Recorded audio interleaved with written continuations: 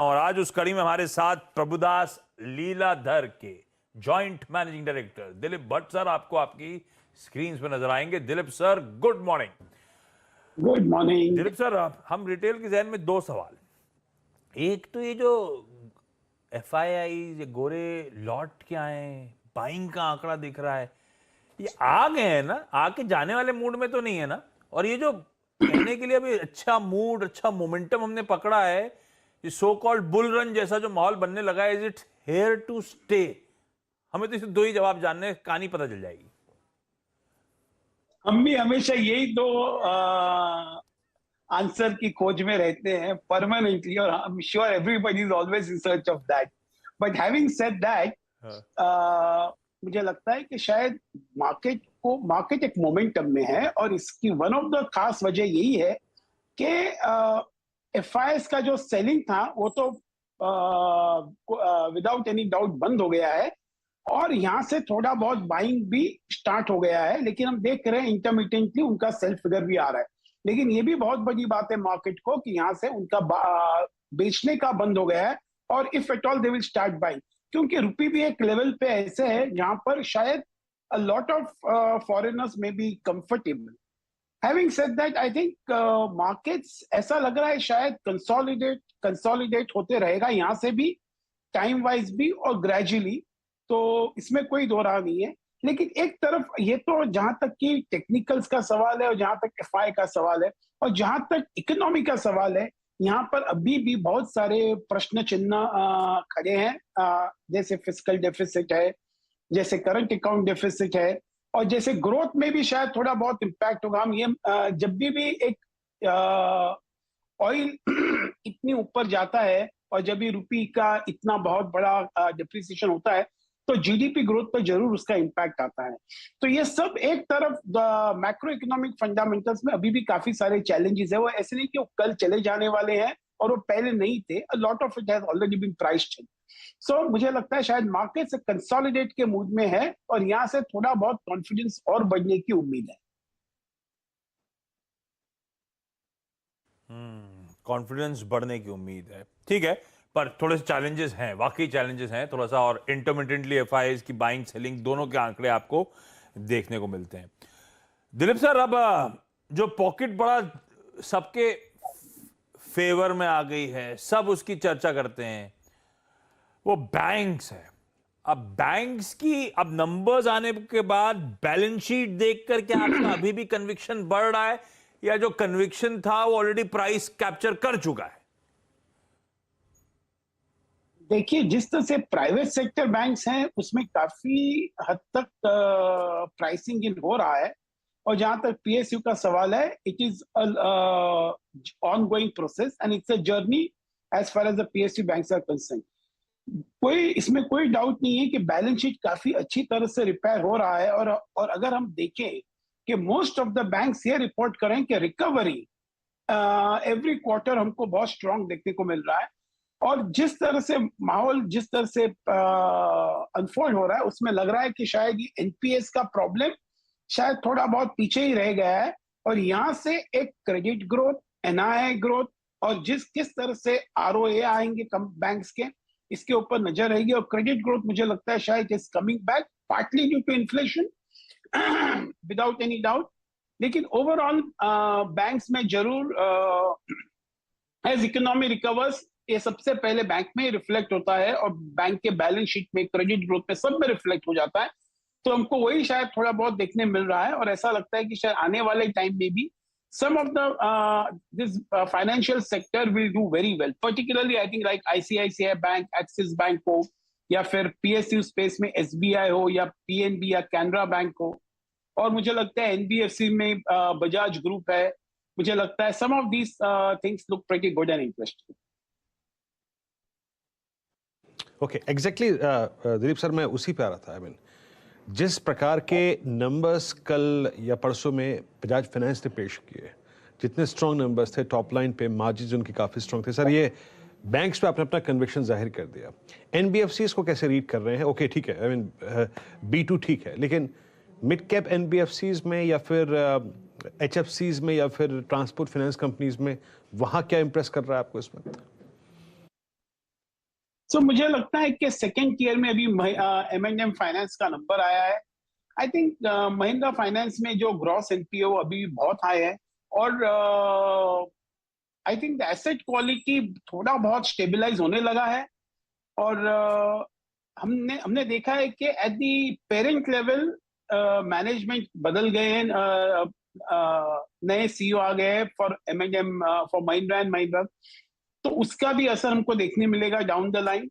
तो मुझे लगता है कि शायद ये M&M finance appears to be a good bet. हालांकि पिछले 3-4 सालों में उसकी volatility in NPS, gross NPS सब बहुत जबरदस्त थी, और इसके लिए इसका कॉन्फिडेंस धीरे धीरे डाइल्यूट हो रहा था। बट मुझे लगता है आने वाले 2 साल में मुझे लगता है शायद it may go northwards. Okay, M&M financials अगर आप देखें आपको काफ़ी इंप्रेस कर रहा है। और सर जानते हैं, जब आपसे हम यहाँ पे बात कर रहे हैं आज, ये इस दौर का हाईएस्ट क्लस्टर हम ऑटो के साथ सेलिब्रेट कर रहे हैं। Look at TVS motors post their number. कल हम मारुति का जिक्र कर रहे थे। मारुति की अगर आप देखें सारे मॉडल्स पे इतना, अगर आप देखें बड़ा, अगर आप देखें वेटिंग चल रहा है, पूछिए मत। अर्टिका पे, वैगनार पे नए लॉन्चेस। सर ऑटो में आपका सबसे स्ट्रॉन्ग कन्विक्शन अगर मैं पूछूं 2 स्टॉक्स पे अगर है, चाहे वो पैसेंजर व्हीकल सेगमेंट हो, चाहे वो ईवी को बाइसेक्ट करते हुए हम जाएं, या फिर commercial vehicle segment, two wheeler space, 2 conviction ideas क्या हैं सर आपके यहाँ पे? देखो, M&M was a good conviction idea. It has already moved up quite a bit. लेकिन Maruti still continues to be a stock which we like. हमको लगता है शायद यहाँ से भी एक बहुत अच्छा ग्रोथ देखे जाएगा। और मुझे लगता है कि शायद कमर्शियल व्हीकल सेगमेंट में एक अशोक लेलैंड को देखना चाहिए, which is a pure commercial play, शायद मोमेंटम के साथ। और जिस तरह से मैक्रो टेलविंड्स ऑटो सेक्टर के साथ है, वेदर फॉलिंग कमोडिटी प्राइसेस, या फिर अवेलेबिलिटी ऑफ चिप्स, या फिर अवेलेबिलिटी ऑफ फाइनेंस, या फिर hopefully falling oil prices and petrol prices, ये सब टेलविंड काफी अच्छा टेलविंड कहा जा सकता है। और टू व्हीलर में शायद मुझे लगता है कि Bajaj auto will continue to dominate this particular space in terms of investment. So ये 2-3 stock in the various categories looks pretty interesting. का एक फॉलोअप मेरे पास है, लेकिन उस पर बाद में आता हूं। दिलीप सर, पहले तो अब हमने बैंक से सेक्टरल बातचीत की शुरुआत करी। एक काम करिए डायरेक्टर साहब, year till date Nifty bank और आईटी रखिए जरा स्क्रीन पे। बैंक्स अब ईयर टिल डेट बढ़िया पॉजिटिव ट्रैक्शन, आईटी अभी भी ईयर टिल डेट मेरे ख्याल से 25-26% का दबाव दिखा रहा है। दिलीप सर, मिड कैप्स के नंबर्स इनकरेजिंग थे, स्टॉक्स पिटे हुए हैं, गोरे लौट के आ रहे हैं, तो ये गोरे अब आईटी खरीद क्यों नहीं रहे जिस तरह से बैंक्स पे लैच ऑन कर रहे हैं? देखिए, सबसे पहले तो अभी तो एफआईआईज ने अभी सिर्फ बेचना बंद किया है, और बेचे तो ये सब उनके पास फ्रंट लाइन आईटी था और बैंक्स था। और जैसे आपने भी सही कहा, और हमको भी वही अंदाजा है कि शायद बाइंग होगा तो ये बैंक्स और आईटी कंपनीज में सबसे ज्यादा होगा। हमको लगता है कि शायद IT company has a good scope for a good recovery. एक डर जो पहले काफी बना हुआ है कि यूएस का आईटी स्पेंड कैसे रहेगा, वो लगता है वो काफी हद तक प्राइसेस में आ चुके हैं। और जिस तरह से रुपये का डिप्रिसिएशन हुआ है, मुझे लगता है शायद it provides a good solid support for the margins for the companies. हालांकि हम सब इनके परफॉर्मेंस कांस्टेंट करेंसी के टर्म्स में देखते हैं, what is constant currency growth in terms of the top line and in terms of the bottom line. But having said that, I think this rupee depreciation provides a good support for the margins. तो जरूर हमको लगता है कि ये ITs में, IT companies में जरूर देखना चाहिए। For example, I will say that apart from Infosys and TCS, I think HCL Tech also looks pretty interesting in terms of even dividend yield. And in the mid cap company मुझे लगता है जैसे Mindtree है, जैसे LTTS है, मुझे लगता है शायद वो भी बहुत अच्छा रहेगा। Some of these stocks one should definitely look at it, and I think IT as a sector should be there in your portfolio, अगर आप अपना फ्यूचर का पोर्टफोलियो प्लान कर रहे हैं तो। बिल्कुल ठीक। दिलीप सर, ये सब सेक्टर्स जिन पे बात हुई, आपने अपनी बढ़िया स्टॉक पिक दे दी। पर दिलीप सर आए और कोई बढ़िया मिड कैप स्मॉल कैप वाला छोटा तड़का ना देके जाए तो मजा नहीं आएगा सर। वो पीएल में कुछ ऐसा तो होगा ना, छोटा स्टॉक जो आप लोग एग्रेसिवली बुलिश हो चुके हो। देखिए, जिस तरह से हम पोजीशन भी कर रहे हैं अपने आप को कि जब भी ये मार्केट इतने बड़े फॉल के बाद जब ये राइज होता है, तो ये एक पुरानी कहावत है कि front lines are first to rise and last to fall, mid caps are last to rise and first to fall.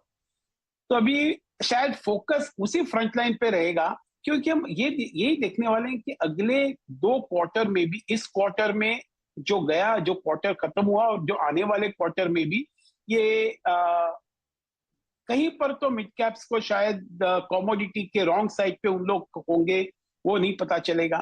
But having said all that, I think if one were to look at a mid cap name, something like Voltas looks pretty interesting from the current levels. I think one should definitely have a look at that without any doubt. मुझे लगता है Polycab है, वो भी काफी ठीक लग रहा है। मुझे लगता है some of these stocks can give a reasonably good returns from medium to long term.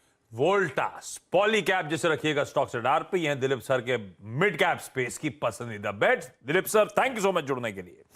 Market big voices से फोकस शिफ्ट कर रहा हूं, लेकर आ रहा हूं कॉर्पोरेट स्कैन की तरफ, और आज रडार पे है डॉक्टर लाल